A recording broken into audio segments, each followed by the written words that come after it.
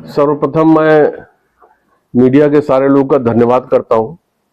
आपके थ्रू मैं अपनी बात हमेशा प्रिजन डिपार्टमेंट के अधिकारियों और कर्मचारियों तक पहुंचाता रहा और अंदर जेल के क्या हो रहा है, जेल की सच्चाई क्या है और किस तरह से गैंगस्टर्स अपना गलत महिमा मंडन कर रहे थे, उसको समाप्त किया गया। तो ये सारी चीजें आपके माध्यम से ही मैंने पहुंचाई हैं। आज जरूरी ये था क्योंकि इस सीरीज ऑफ प्रेस कॉन्फ्रेंस का ये लास्ट लेग चल रहा है, तो मैंने इस सीरीज का इसलिए कहा क्योंकि I might be retiring from the government service, maybe I am not retiring from the public service और सोशल सर्विस। तो मैं इसमें रिकॉल करूंगा कि जब मैंने ज्वाइन किया था तो एक प्रेस कॉन्फ्रेंस किया था जिसमें हमने ये बात करी थी कि जो हमारे यहाँ गैंगस्टर्स रह रहे हैं, जिनके अराउंड क्रिमिनल एक्टिविटीज चल रही है जेल में, उसकी स्ट्रेटेजी बना के और उसको कंट्रोल करेंगे। थोड़ी सख्ती की गई और थोड़ा सा कोऑपरेशन मिला प्रेजेंट डिपार्टमेंट के अधिकारियों कर्मचारियों का और आपका भी, जिनके माध्यम से मैंने उन तक बात पहुंचाई थी। और हमने काफी गैंगस्टर्स का तबादला किया और तबादला करके और इस तरह से सेंसिटाइज करके उनकी लिस्ट बना के और किस तरह से गैंगस्टर राइवलरी है उसके हिसाब से सारी कार्रवाई करते हुए हमने उस जो आपराधिक गतिविधियां उनके अराउंड थी उसको पूरा काबू कर लिया। किसी भी जेल से अब ना कोई मोबाइल, कोई फिरौती, किसी तरह की कोई घटना हमारे टेंडर में नहीं रही। और खत्म करने की बात कही थी। जो महिमा मंडन इनका चल रहा था, जो इनकी पेशी में पीछे से गाने बजते थे, इंस्टाग्राम पे अपने को दिखाया जाता था और तमाम तरह की चीजें थी, जिसको हमने प्रिजन रूल को इम्प्लीमेंट किया और जेल के अंदर की क्या व्यवस्था है इसको दिखाने के लिए मैंने ये बात कही थी। और हम लोग जेल में मीडिया के लोगों को, पत्रकारों को लेके हम गए भी थे और हमने दिखाया कि 6x6 के सेल में 3 या 4 गैंगस्टर के किस तरह से साथ रहते हैं। उसी में इनका टॉयलेट है, खाने के लिए रोटी सब्जी और रोटी दाल मिलती है।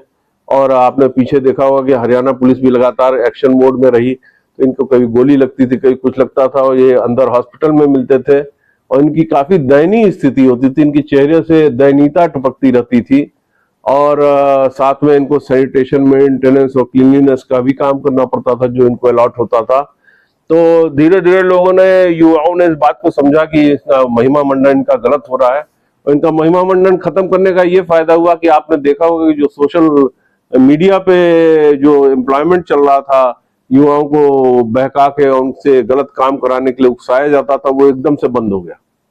इसमें मैं बहुत ज्यादा क्रेडिट जो है प्रेजेंट डिपार्टमेंट के अधिकारियों कर्मचारियों को देता हूं, आपको देता हूं, जिन्होंने हमारी बात को बाहर पहुंचाया।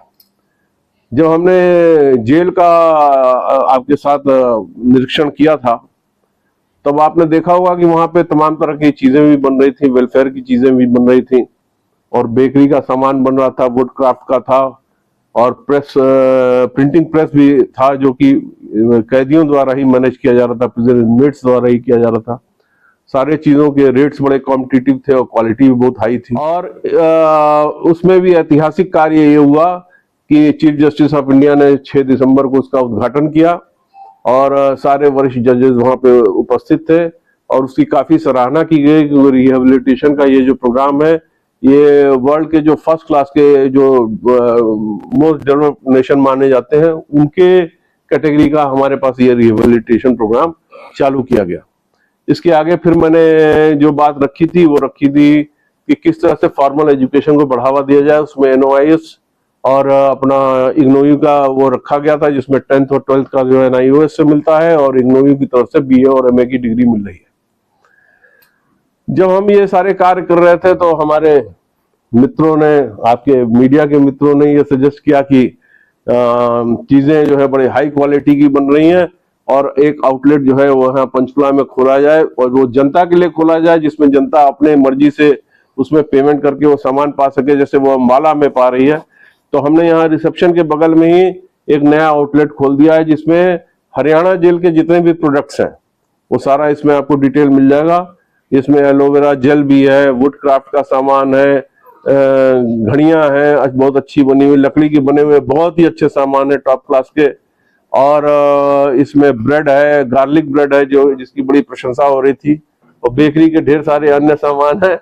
और ये आप लोग उपलब्ध है, जनता के लिए उपलब्ध है। जनता यहाँ पे आए, बाहर रजिस्टर लगा दिया गया है, बंदा छोड़ दिया गया है, तो वो आपको उस पर रजिस्टर पे आपका नाम और मोबाइल नंबर चढ़ाएगा कितने का आपने सामान खरीदा वो आपको उसके उसी के हिसाब से आपका भुगतान करके और सामान आपको दिया जाएगा। और ये इसका जो पैसा है वो 0055 में अपना गवर्नमेंट ट्रेजरी में जाता है। पर इसमें अलग अलग प्रोडक्ट पे जो प्रिजन इनमेट है उनको भी पैसा जाता है, किसी पे 10% है, किसी पे 20 है, 30 भी है, 40% भी है। तो वो परसेंटेज इस हिसाब से है और उसके हिसाब से उनको प्रॉफिट होता है। तो ये काफी वेलफेयर का ये काम हुआ है। और इससे जो है, जो मुझे लगता है कि जो जेल के अंदर की जो उत्कृष्ट सामान बन रहे थे और जो उत्कृष्ट बेकरी का सामान बन रहा था वो सुलभ रेट पे जनता को और आपको सब लोगों को उपलब्ध है करते। पर हमारे यहाँ से अगर किसी को ऑर्डर आता है, जैसे कोई ऑर्डर देता है, पहले अम्बाला जेल के बाहर जो आउटलेट था उसमें ऐसा ही था, अगर कोई आउटलेट पे अपना देता है हमें ऑर्डर तो हम वो सूरजकुंड का मेला है, अंतर्राष्ट्रीय मेला है, उसमें सबसे बढ़िया और सबसे अच्छा स्टॉल हमारा चलता है। और पीछे उसमें 2 करोड़ से ऊपर की हमारी सेल थी। और जो इसके अलावा भी जो छोटे मेले हैं, जैसे अब तो पीछे यमुनानगर में एक कोई छोटा मेला था, तो उसके लिए हमारे एडीसी साहब ने हम लोगों से रिक्वेस्ट की थी, हमें अलग से जगह भी अलॉट की थी और हमारा बड़ा अच्छा सामान भी बिका। उसके अलावा जो है ये ब्रह्मकुंड पे सरोवर पे इस तरह के मेले होते हैं, उसमें भी हमें अलग से स्टॉल मिलता है और अलग से हमें जगह अलॉट की जाती है। तो जितने ढेर सारे हमारे पास मेले हैं, चाहे वो स्थानीय प्रशासन द्वारा रिक्वेस्ट किया जाए या वो प्रदेश स्तरीय कोई योजना चल रही हो, तो उसमें हमारा लगातार पार्टिसिपेशन है और उसकी वजह से हमारी और बिक्री बढ़ रही है और पॉपुलैरिटी जेल के प्रोडक्ट्स की बढ़ रही है।